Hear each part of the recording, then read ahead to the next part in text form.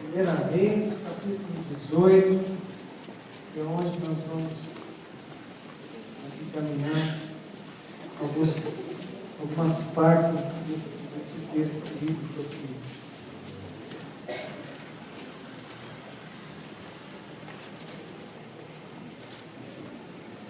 Irmãos, eu creio que um dos objetivos que o Espírito Santo tem nessa noite é de fazer você lembrar e não lembrar de uma coisa. Agindo Deus, ninguém pode impedir. Não há governos, não há pessoas, não há situação financeira, não há enfermidades, não há nada que possa resistir ao poder de Deus. E nós, como povo de Deus, nós precisamos lembrar disso. Nós precisamos ser lembrados. Por isso, lá no texto de Isaías, Deus dá essa palavra para o profeta, para que o povo de Israel pudesse se animar, para que o povo de Israel pudesse se levantar, para que o povo de Israel pudesse lembrar quem de fato é o Deus a quem ele servia. É bem verdade que a nossa vida, muitas vezes a gente vai fazendo compartimentos da nossa vida. Então a gente põe lá nossa vida financeira, vida familiar, vida profissional, os relacionamentos, os sonhos, e a espiritualidade, a saúde, e a espiritualidade também no compartimento. Qual que é o compartimento da espiritualidade? É vir ao culto, ter uma vida religiosa, talvez participar do igreja em casa, vir ao culto, ser um dizimista. E essa parte a gente faz o quê? A gente consagra para Deus. A gente separa para Deus aquele momento, na semana, e põe isso dentro de uma caixinha. E isso se torna o quê? E a parte profissional da nossa vida também. Eu tomo conta da minha parte profissional. Eu tomo conta das minhas escolhas enquanto jovem, do meu namoro, das minhas decisões. E ao fazer isso, a gente esquece de que há uma pessoa que controla todas as coisas e tem todo o poder nos céus, na terra e debaixo da terra. E isso enfraquece o nosso evangelho. É como se a gente desconectasse. Quantas vezes eu já cheguei assim, no domingo à noite em casa? Quantas vezes eu cheguei assim, missão cumprida? Acabou o domingo. Agora eu vou assistir os gols quando o Corinthians ganha, eu assisto o jogo, quando não ganha, você não assiste. Né? Vai assistir o Fantástico. Por quê? Segunda-feira é um outro compartimento. É uma outra vida, né? Eu tenho que fazer a minha vida profissional, eu tenho que trabalhar, eu tenho que correr atrás dos clientes. E isso é um erro. Isso é um erro, porque Deus, quando Ele chama você, chamou a mim e a você para servir, e a Bíblia diz que nós somos eleitos, nós somos escolhidos, e Jesus falou: não foram vocês que me escolheram, mas eu escolhi a vós. Se você tem essa palavra no seu coração, você sabe que Deus escolheu, Deus te chamou, e quando Deus te chamou, Ele colocou um propósito na tua vida, e não há compartimentos na vida de um cristão. Toda a nossa vida tem que ser um livro aberto, e tem que estar à mercê, à direção do Espírito Santo de Deus.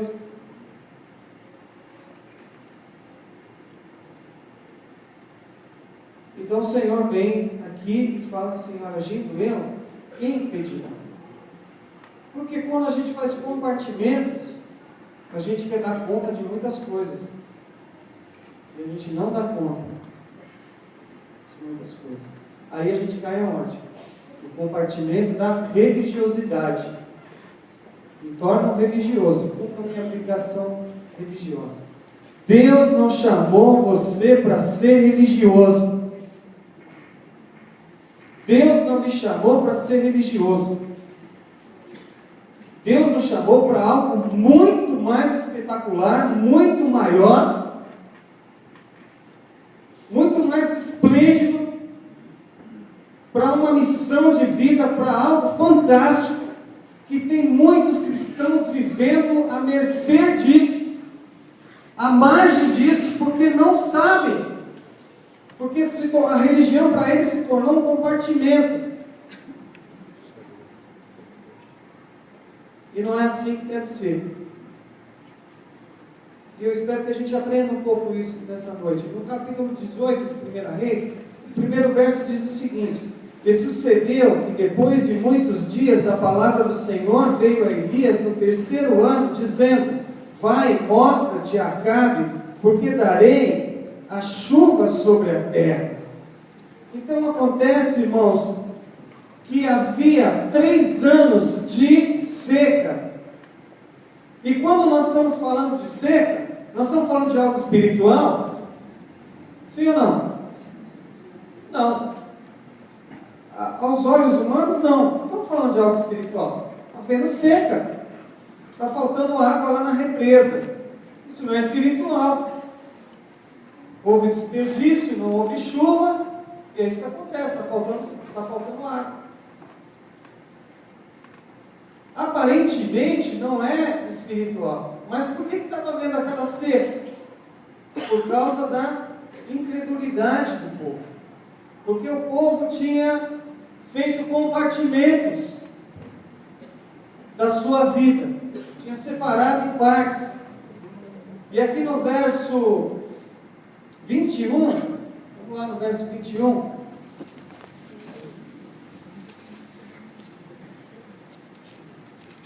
Diz o seguinte: então Elias se chegou a todo o povo e disse: até quando cocheareis entre 2 pensamentos? Se o Senhor é Deus, seguiu. Se Baal, seguiu. Elias, ele não fez só uma pregação, uma palavra profética ali, mas ele estava fazendo uma pergunta para as pessoas. Olha, até quando vocês vão ficar nessa religiosidade? Até quando vocês vão levar a vida de vocês achando que são compartimentos? A minha vida financeira cuido eu. Da minha profissão cuido eu. Como eu vou me aposentar, cuido eu. Quem que eu vou namorar, quem que eu vou casar, cuido eu. Ele está fazendo uma pergunta. O meu trabalho, eu que sei, eu que trabalhei, eu que estudei, eu que estou investindo. Olha, eu vou até dizimar, eu vou abençoar a igreja, mas isso não tem a ver com Deus. Tem a ver com Deus.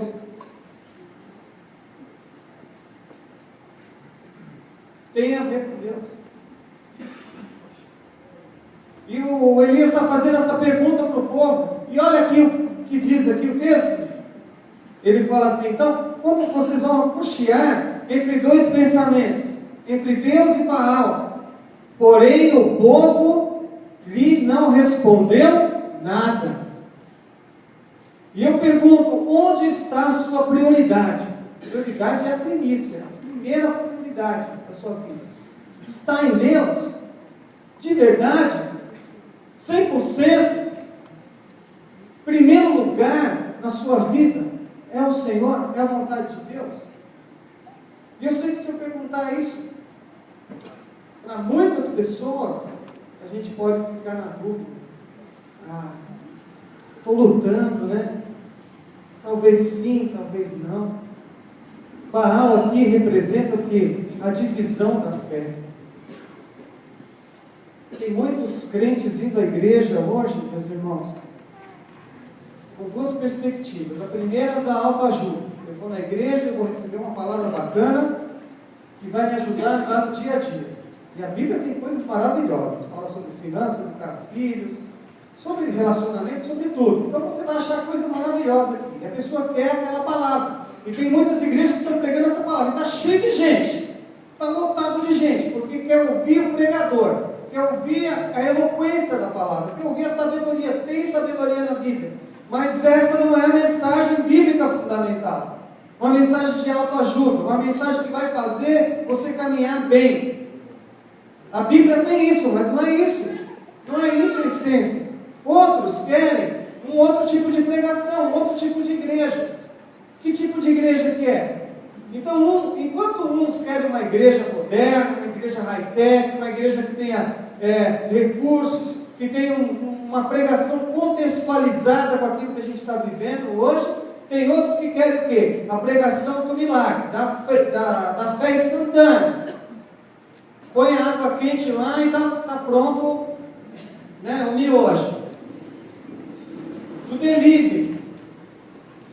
Do Deus agindo naquele momento. Tem dois tipos de igreja que está se buscando muito hoje. A igreja do poder, onde Deus, eu vou lá porque vem aqui, porque nós estamos jejuando, nós estamos orando, Deus vai fazer milagre. A gente condiciona até o milagre. Deus tem que fazer, porque nós estamos mandando. E tem muita gente então que migra para esse tipo de mensagem, que quer isso de uma igreja, quer isso do evangelho. Não é isso. E aí a prioridade não está no Senhor. O que você responde para Deus hoje? Qual a sua prioridade? O que você pode responder para Deus hoje? Será que nós estamos cocheando? Será que nós colocamos a nossa vida espiritual num compartimento que a gente abre de quarta, às vezes de domingo, depois fecha?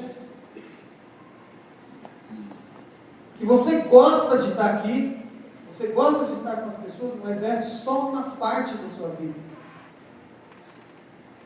O Elias faz essa pergunta para o povo: por quê? A falta de água, a falta de chuva tinha a ver com isso. Eles deixaram de acreditar que era Deus que era o supridor da vida deles. Eles deixaram de acreditar que se Deus tinha dado uma empresa na mão deles, é porque era a bênção de Deus. Eles deixaram de acreditar que quando levantavam de manhã porque tinham saúde, esqueceram que o Senhor é dono do fôlego de vida. Eles esqueceram que quando estavam no melhor da sua vida, da sua adolescência, da sua juventude, é porque Deus lhe deu essa oportunidade. Esqueceram disso. Essa parte é com a gente. E aí Deus fecha os céus, interrompe. Por quê? É só na hora do aperto que muitas vezes a gente busca. É só na hora que está tudo desmoronando é que há um clamor. Cerrou. Zero recursos. Zero água. A fome, não tem água, não tem produção de alimentos, o gado morre, tudo acaba. Foi cerrado isso. E aí, veja bem, meus irmãos, quero dizer uma coisa para você, alguns conceitos que fiquem claros. Não somos nós que determinamos o tempo da chuva. Não. Está claro isso para você nessa noite? Não somos nós, porque a gente canta, porque a gente grita, porque a gente ora. Não é o homem que determina esse tempo. Muitas vezes a gente tem um conceito errado de que se eu orar, se eu clamar, por causa da minha oração, daquela oração eu me torno uma pessoa boazinha, aí Deus, olhando isso, Ele vai me abençoar, ou vai abençoar a igreja por causa disso. Não. Deus é o dono de todas as coisas. A chuva vem porque Ele quer, e a chuva para porque Ele quer, porque Ele é soberano. Agora eu tenho uma notícia para você. O que vem no meu coração, sei que vem no coração dos pastores, é que tem um cheiro de chuva, tem um tempo de Deus. Há um tempo de Deus que as comportas dos céus estão sendo abertas para aqueles que quiserem entrar nesse mover do Senhor. Porque é o tempo dele. Porque muitas vezes a gente precisa passar pela seca mesmo, para a gente avaliar a nossa vida.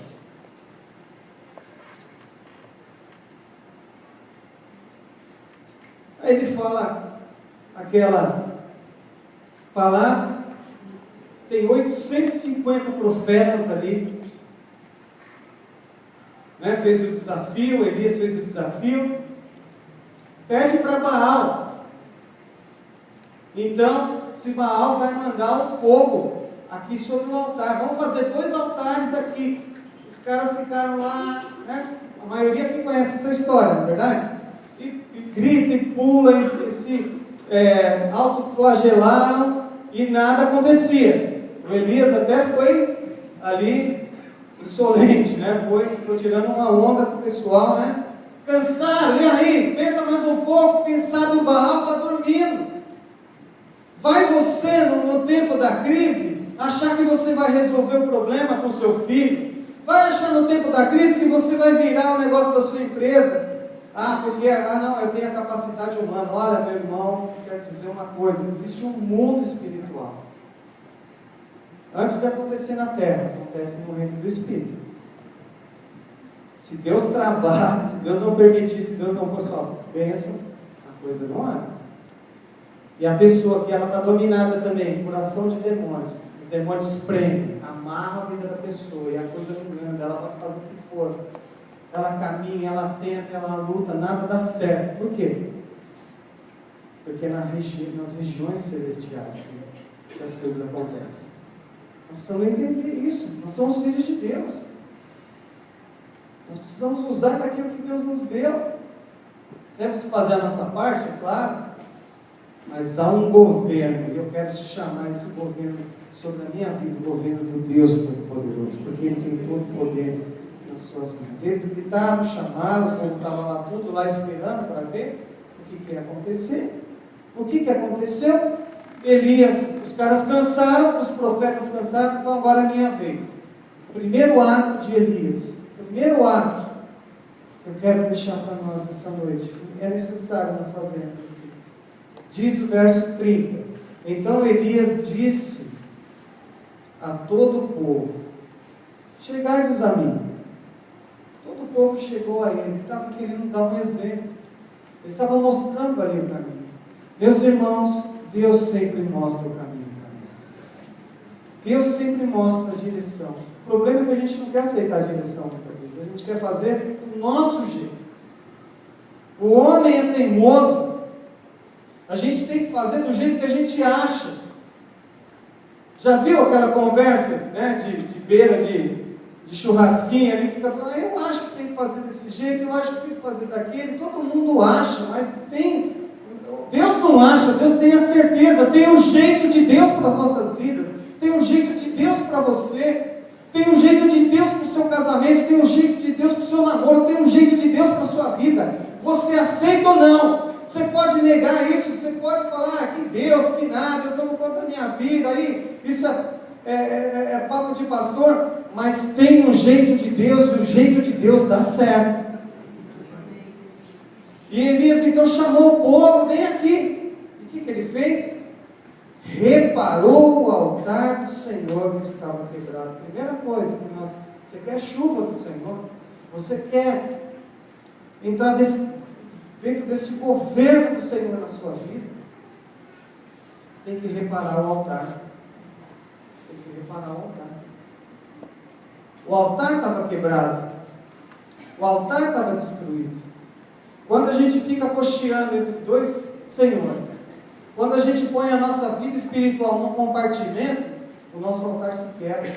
O altar do Senhor se quebra.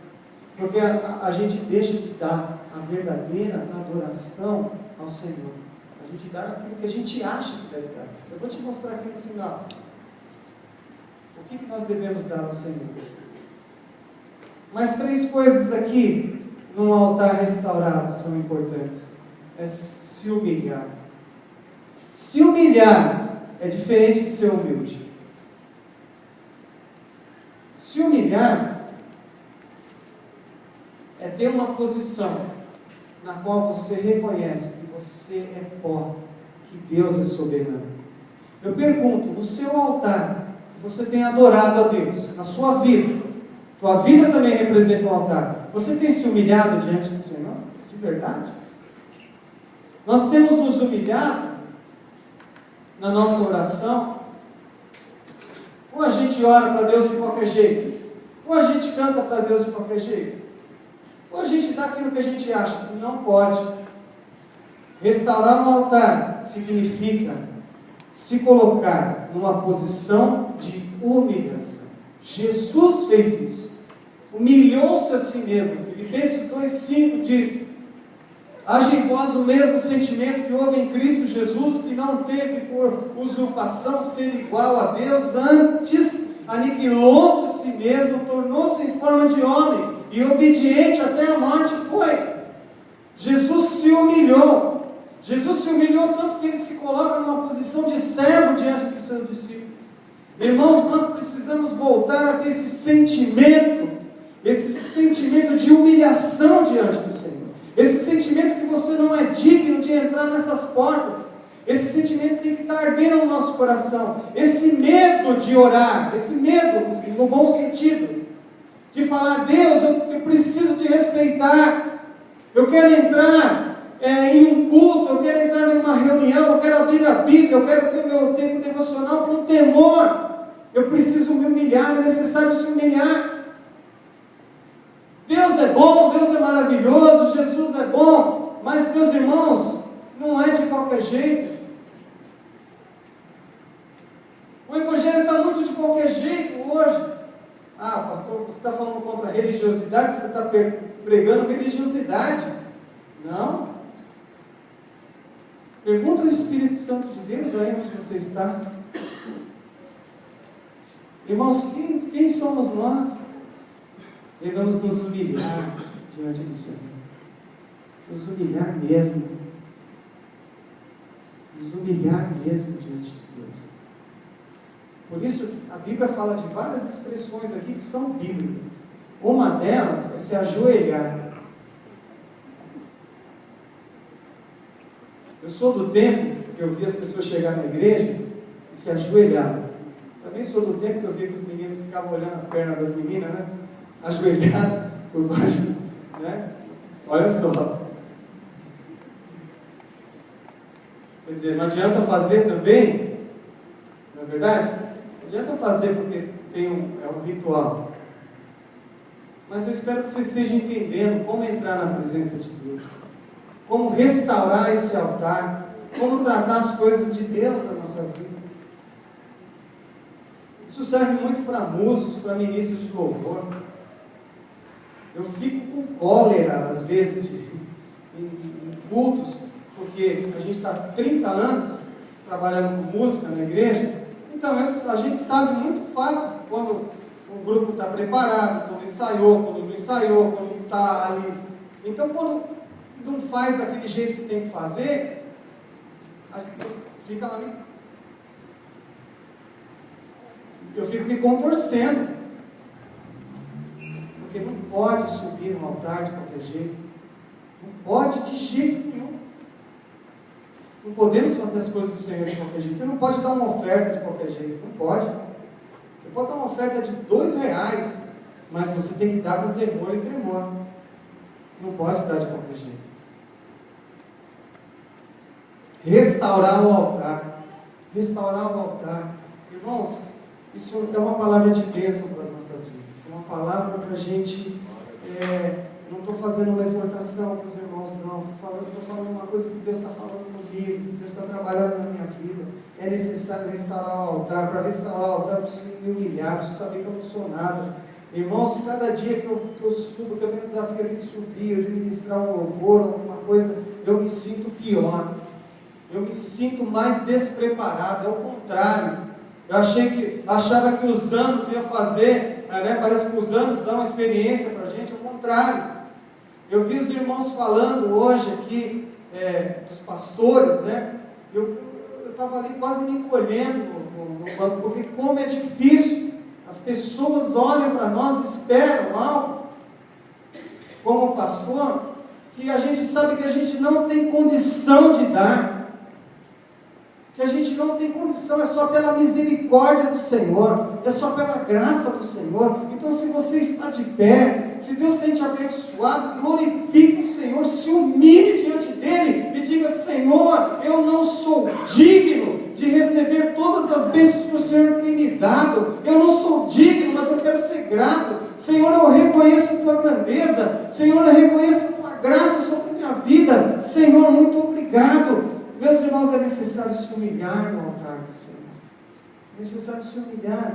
É necessário mostrar a dependência. Isso é restaurar o altar. Dependemos do Senhor. Elias dependia de quem naquele momento?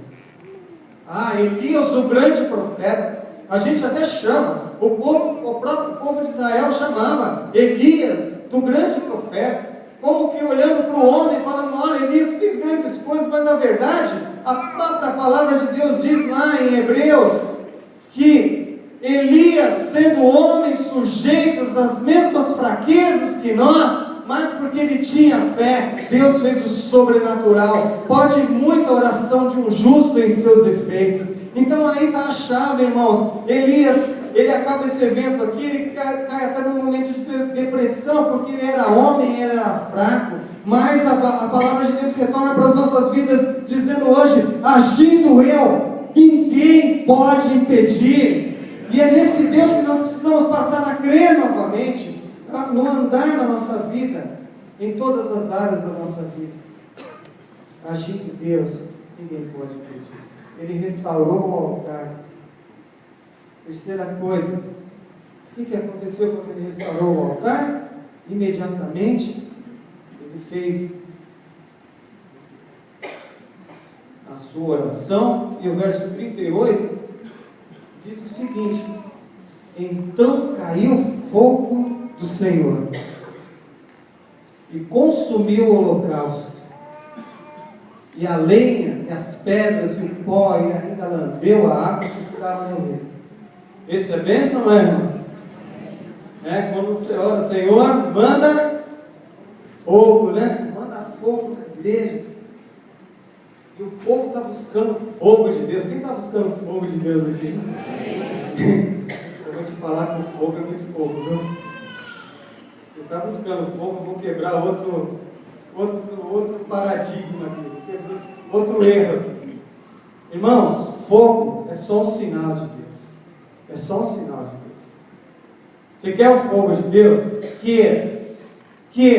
Mas saiba que isso aí é muito pouco ainda. Porque o fogo de Deus, o que acontece? Vamos começar a orar aqui, chama o pessoal do louvor, a gente começa a clamar, e a gente sente aquele fervor na vigília, na oração. O fogo de Deus estava lá. A Bíblia diz lá em Atos capítulo 2, que eles começaram a falar, e eram línguas repartidas como línguas de fogo. Então a gente pega essa imagem, a gente guarda essa imagem, Deus mandou fogo no altar, e parece que isso é o fim de tudo, e não é. Fogo é um sinal, fogo é a resposta de Deus. Por que isso não é tão espetacular, pastor? Por que não é espetacular? Porque a Bíblia diz que Jesus Cristo é o mesmo ontem, hoje, eternamente. Ele é fiel. Todas as vezes que nós clamarmos a Ele, Deus responde com fogo, sim. Deus tem nas suas mãos todo o poder, Ele não tem limite, meus irmãos. Deus age hoje, amanhã, no momento que Ele quiser, na hora do culto, fora do culto, você estende as mãos, uma pessoa é curada, porque Deus é grande, Deus é tremendo. Eu volto à palavra: agindo Deus, quem impedirá? Isso não pode ser novidade para nós. Elias, ele estava com a sua fé acesa, ele tinha convicção, mas tinha um evento muito maior para acontecer do que o fogo no altar. Eu não estou desmerecendo o fogo no altar, não. Entenda o que eu estou te falando. Mas querer o fogo, só o fogo, é o que muita gente quer. Quer gritar, quer rodopiar, quer sentir algo. Passou o fogo passa. Moisés subiu no monte e viu o que ardendo? Viu a sarça ardente. Viu o fogo do Senhor. Foi isso que transformou a vida de Moisés? Desculpa, fogo não transforma a vida de ninguém. Estou sendo bem radical hoje, né? O que fogo é? Fogo é algo externo, algo que está aos olhos dos homens. O milagre é assim. Quando acontece um milagre, é algo externo, maravilhas, os sinais. Isso é bíblico. Os sinais seguirão aos que crerem. Quando uma pessoa que é liberta Não é maravilhoso? Liberta de uma enfermidade, liberta de uma ação demoníaca, é maravilhoso. Mas é só aquele evento que vai transformar a vida da pessoa? Não. Veio o fogo de Deus, queimou, consumiu, mandou fora. Mas tem algo mais. Eu quero que você esteja alegre e feliz, porque tem algo muito mais precioso de Deus para as nossas vidas do que o fogo dele. O fogo dele é o sinal, é a manifestação de Deus que sempre haverá. Se você tem um coração aberto, se você está buscando no Senhor, haverá o fogo de Deus sobre a sua vida sempre, porque Deus não muda. Deus não vai ter mais poder amanhã, ou domingo à noite Deus tem mais poder. Não é assim que acontece aqui. Todos os cultos que nós participamos, as reuniões, nós temos visto o fogo de Deus. É verdade ou não é, meus irmãos?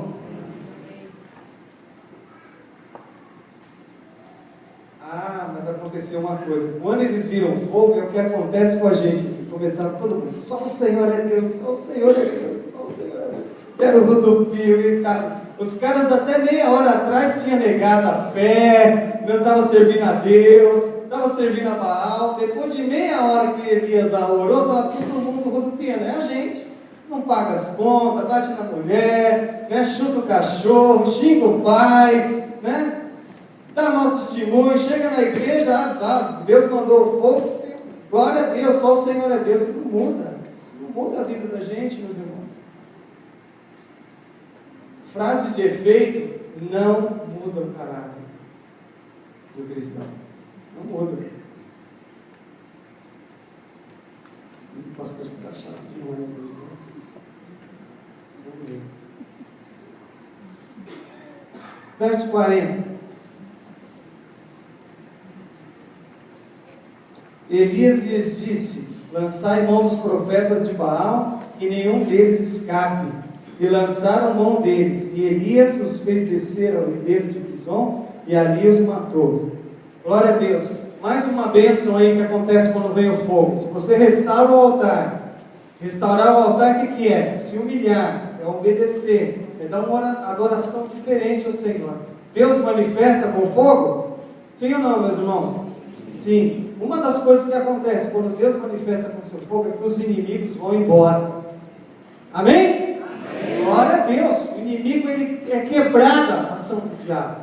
As cadeias são quebradas. Não é para comemorar isso? Claro que é, mas eu quero dizer que tem algo melhor ainda. Tem algo melhor.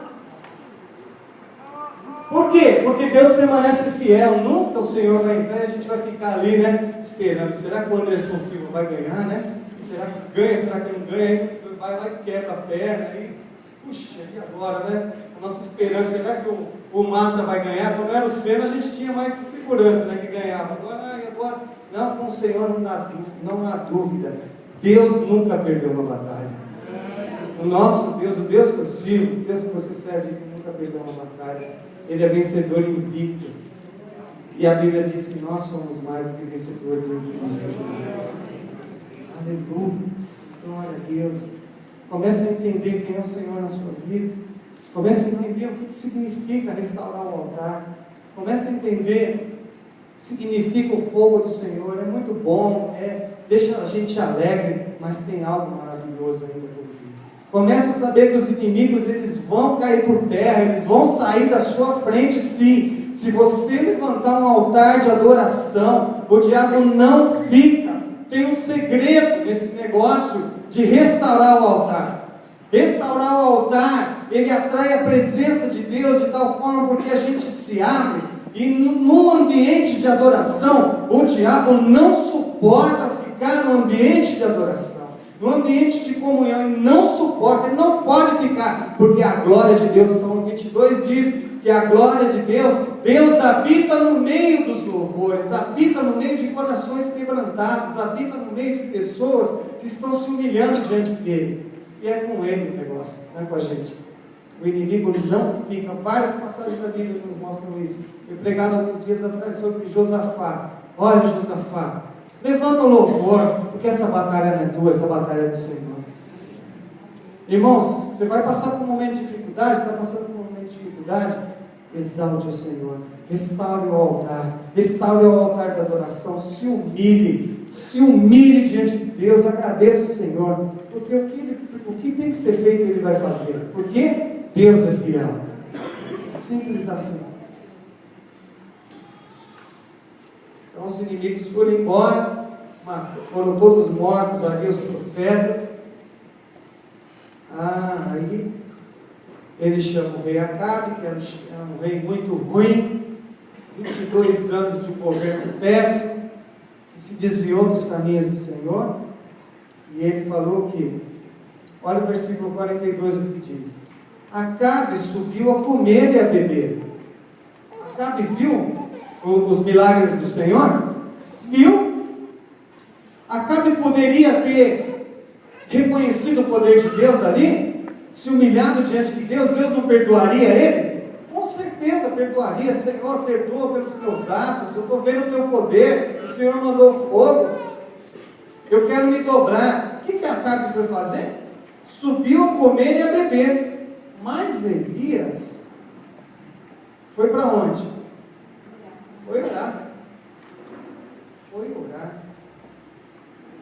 Aqui começa a nossa conversa aqui mais séria, meus irmãos. Sabe onde que está o segredo? O segredo não está no fogo. O segredo não está só em reparar o altar. Se Elias teve a capacidade de reparar o altar, é porque tinha uma coisa dentro dele antes. O que é? É uma vida de oração. Uma vida de oração. Uma vida de oração. O fogo não traz provisão, mas a chuva traz. A chuva traz provisão. O fogo não traz vida na terra, mas a chuva traz vida na terra. A palavra de Deus diz que Ele ia fazer mananciais no deserto. A chuva traz vida na terra.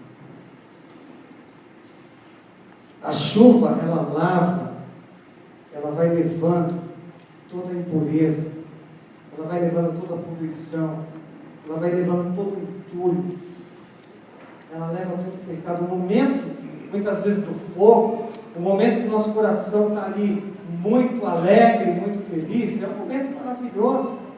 Mas o momento da chuva, o momento da oração, o momento onde nós estamos buscando em Deus, é o momento que purifica o quê? O nosso coração. Seguindo aqui esse raciocínio, a chuva, ela, por causa da chuva, vem os frutos. O fogo não tem fruto. Fogo não traz fruto, mas água traz fruto. Água traz vida. Água traz renovo. Água traz alegria para toda uma terra. Água, ela tem desdobramentos para toda uma nação, para toda uma igreja. Só fogo. Uma igreja só tem fogo e não tem água, não adianta. Precisamos do fogo do Senhor? Sim. Mas eu quero a chuva. Eu quero a chuva.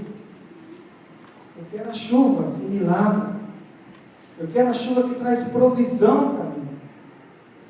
E é interessante porque Elias vai orar. E ele tem um servo com ele. Aqui não diz o nome do moço. Talvez seja Eliseu. Mas diz o seguinte. Olha só.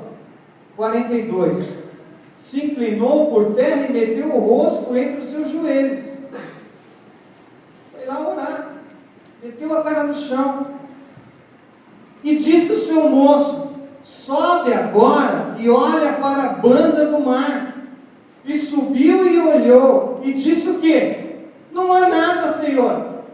Não estou vendo nada. Mas como que Elias tinha certeza? E o moço não está vendo nada. E Elias mandou ele lá. Estou vendo nada. Aí Elias fala o que para ele? Volta lá 7 vezes. 7 vezes. Isso aqui é o que me chama mais a atenção nesse texto, irmãos. Por que Elias sabia que haveria chuva? Porque ele tinha intimidade com Deus. Por que aquele moço não enxergava ainda que ele precisava aprender aqui? Por que nós estamos ouvindo isso aqui hoje?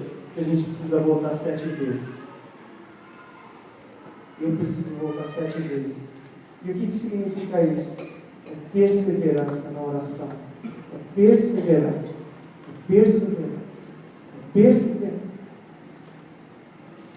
Muitas vezes nós somos convocados a reuniões de oração aqui e a gente não toma posição, a gente não obedece, a gente não faz o que tem que ser feito, a gente faz uma oração corrida no nosso dia, a gente não se dobra a oração. E o Elias falou para ele: volta 7 vezes. 7 vezes é insistência, 7 vezes é disciplina, 7 vezes é hábito. É hábito. E eu vou te dizer o que é mais magnífico de tudo isso. É porque quando a gente está olhando e orando para Deus, sempre a gente está pedindo: Deus, me dá alguma coisa, Senhor, me dá um milagre, Senhor, faz isso. Isso é um fogo. Mas eu estou dizendo para você que a chuva é melhor que o fogo. E eu estou dizendo para você que agindo Deus, ninguém pode impedir. E eu estou dizendo para você que Deus, Ele permanece fiel sempre, Ele não muda na sua fidelidade. Ele tem todo o poder nas suas mãos. Então, quando eu oro 7 vezes, isso não quer dizer que eu estou transformando o coração de Deus, porque Deus é fiel, amém? Deus não vai dar nada que seja ruim para os seus filhos. Deus quer dar o melhor para a nossa vida, e Ele quer derramar águas mesmo, Ele quer abrir as comportas do céu e mandar chuva sobre a sua igreja. Mas quando eu oro, isso não significa que eu estou mudando o coração de Deus, mas significa que Ele está mudando o meu coração. Aqui está o segredo, meus irmãos. Deus mudando o meu coração. A gente tem aquela noção de que a oração move o braço de Deus, e a Bíblia diz que Ele responde à nossa oração. Mas quando eu persevero na oração, eu sou transformado. Você precisa ser transformado. Você precisa mudar. Você precisa entender que há chuva de Deus sobre a sua vida. E a palavra de Deus aqui diz, no final desse texto, e sucedeu que ele fez isso. Aquele jovem foi 7 vezes.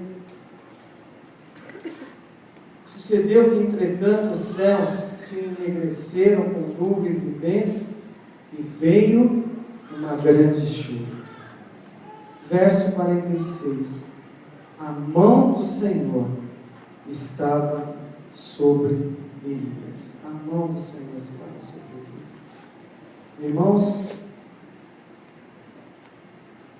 eu creio que é uma grande chuva do Senhor para as nossas vidas, para esta igreja, para este tempo.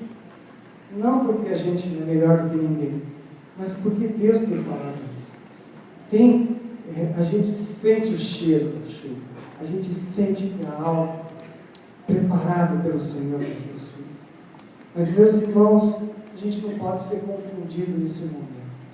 Esse é um momento decisivo para todos nós.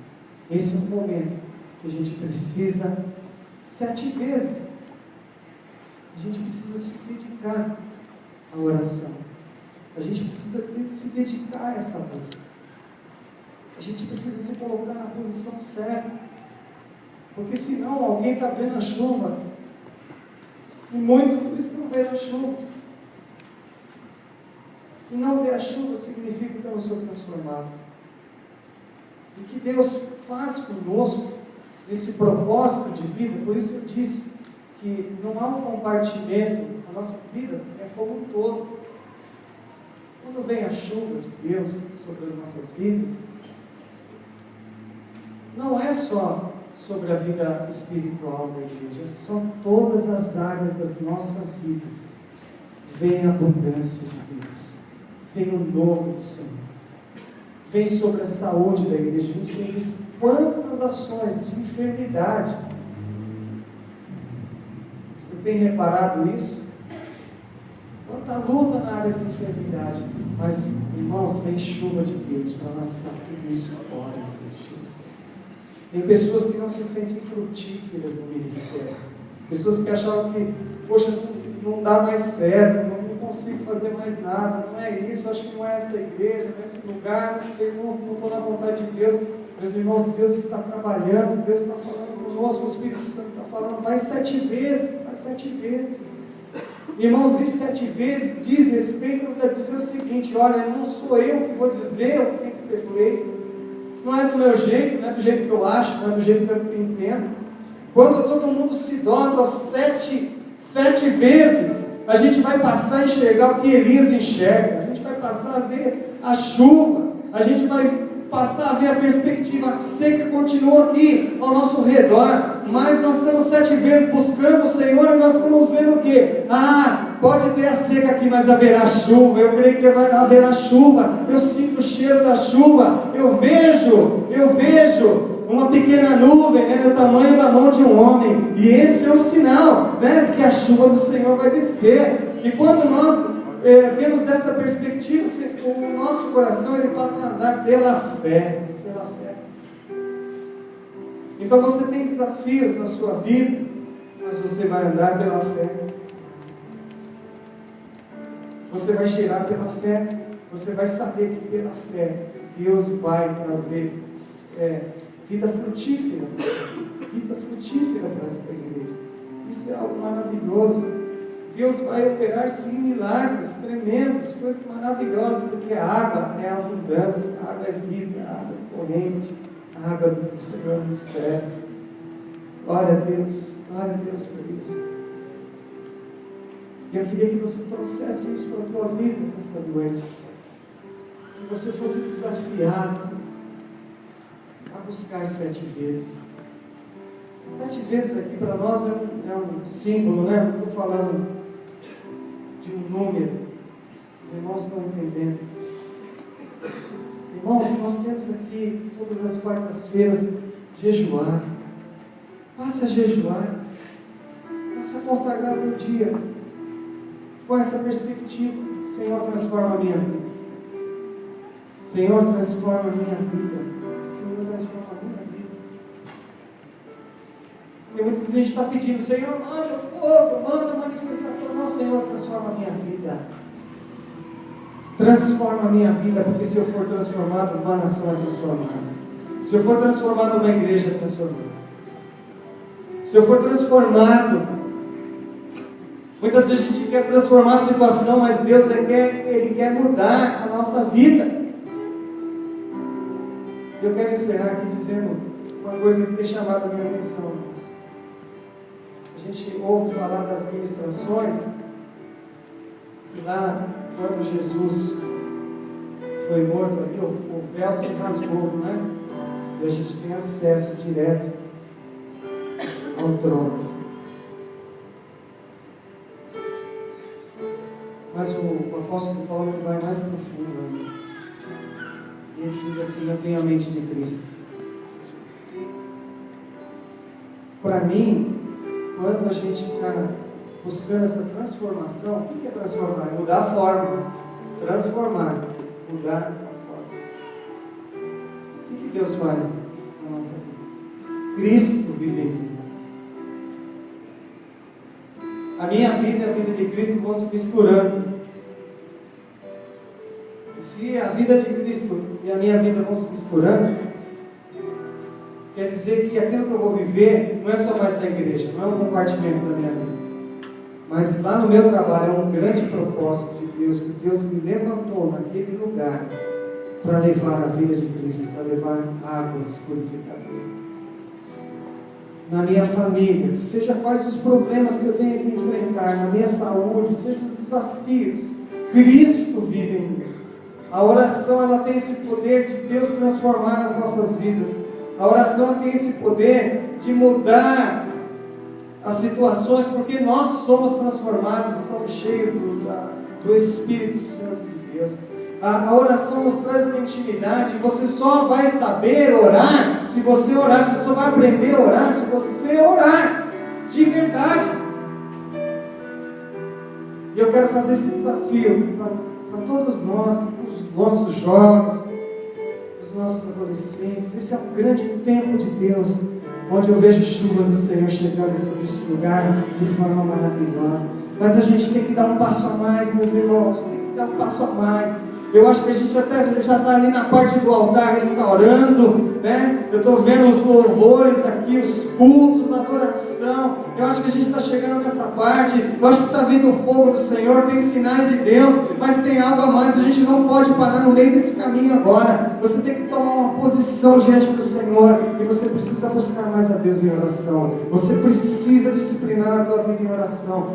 Nós temos uma vigília aqui na última sexta-feira. Venha para cá. Venha, dá para você trabalhar no sábado, dá para você ficar até 1h da manhã aqui. Venha na sexta-feira, venha nas quartas-feiras, venha, se coloque diante do Senhor, faça um voto com Deus, em nome de Jesus, faça um voto com Deus. Senhor, eu quero ser transformado.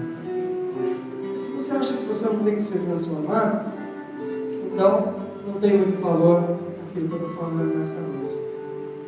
Mas se você deseja fazer voto com Deus nesta noite, se você deseja realmente ver aquilo que Elias está vendo, se coloque em pé. Eu quero fazer essa oração com você nesse momento, porque eu quero ser transformado. Eu estou falando disso porque eu estou buscando isso na minha vida. Eu quero ser transformado pelo Senhor, não é do meu jeito, não é do jeito que eu entendo. Eu quero que as águas do Senhor se manifestem. Eu quero mais que o fogo. Eu quero mais do que o fogo na minha vida. Eu quero a presença de Deus constante.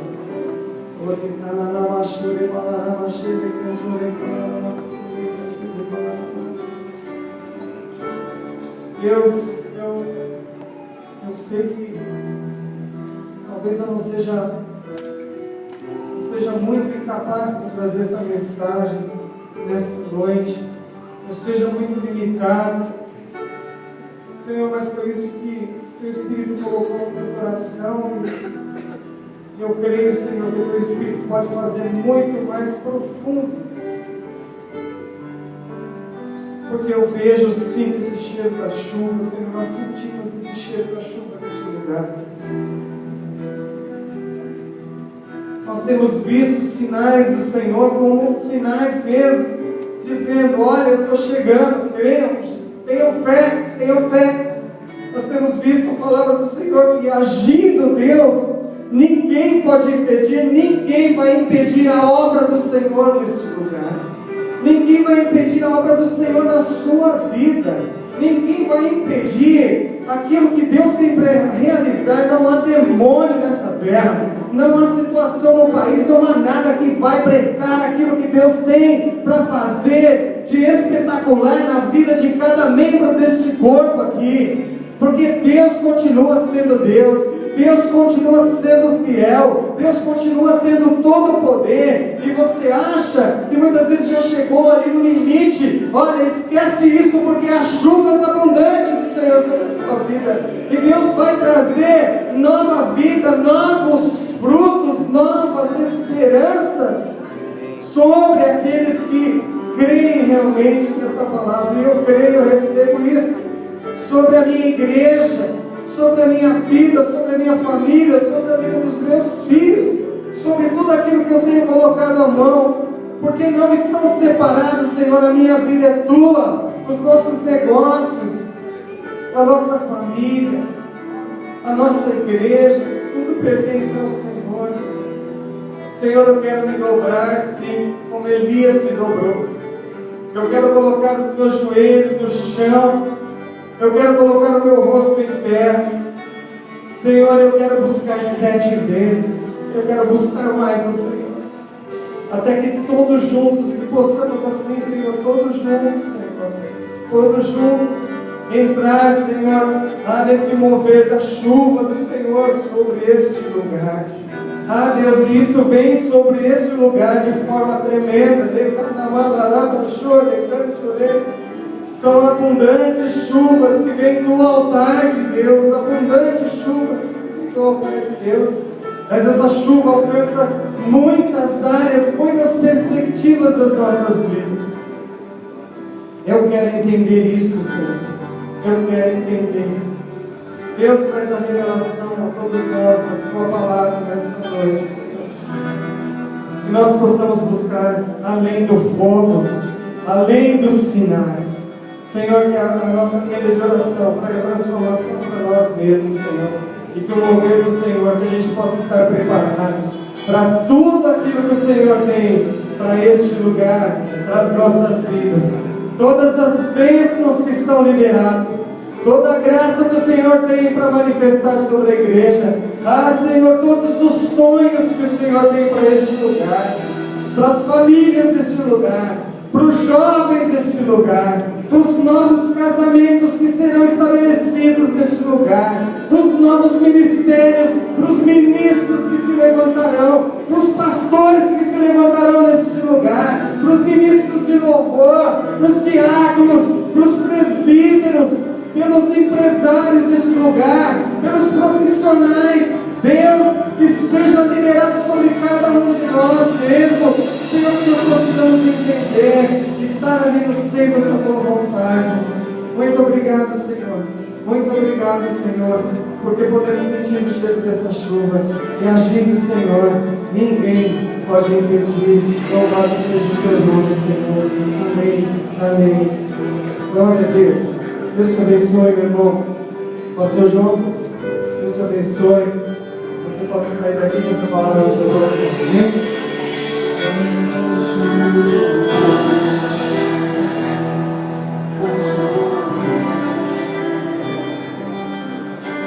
Glória a